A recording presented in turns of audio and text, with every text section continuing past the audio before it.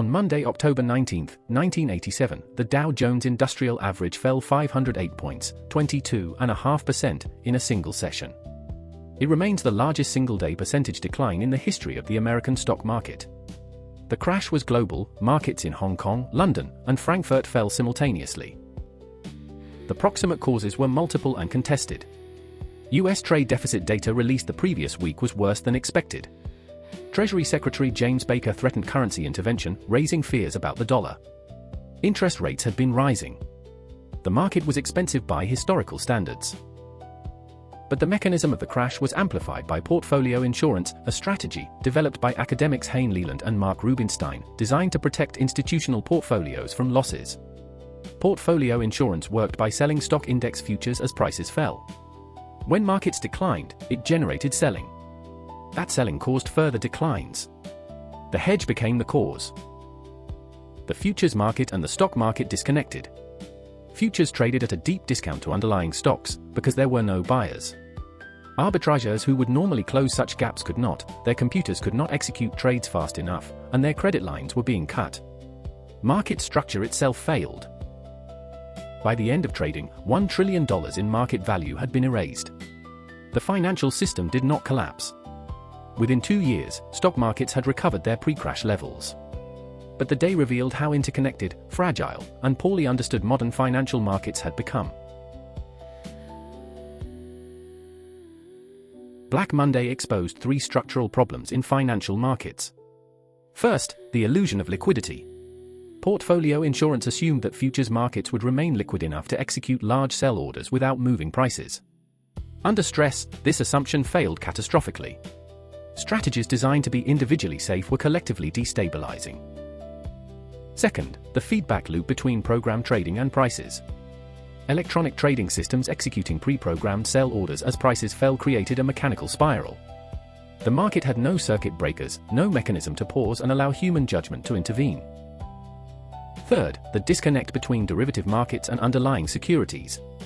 When the futures market diverged sharply from the cash market, arbitrage, the mechanism meant to keep them aligned, broke down. The market structure was not resilient to extreme stress. The Federal Reserve, under Alan Greenspan, who had taken office just 2 months earlier, faced a critical test. If banks withdrew credit from securities dealers and brokers, the market might not open on Tuesday. The financial system's plumbing was at risk of seizing.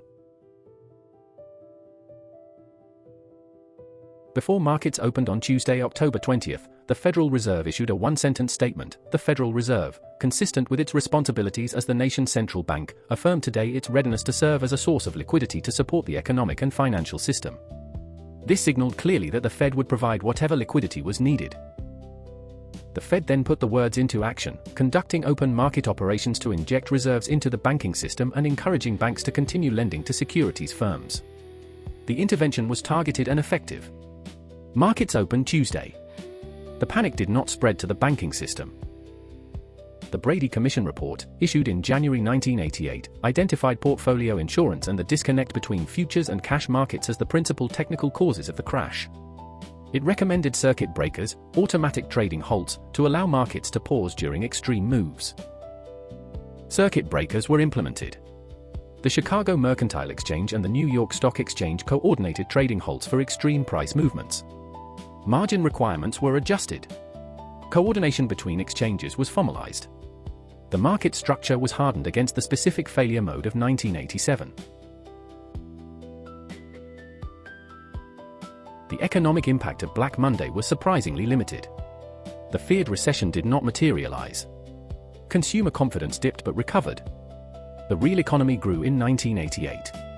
The crash was catastrophic for stock prices and negligible for employment and output, unusual in financial crisis history. The reason was the Fed's rapid and credible intervention. By assuring liquidity and encouraging banks to maintain credit lines, the Fed prevented the stock market crash from becoming a credit crisis. The transmission mechanism from financial markets to the real economy was blocked.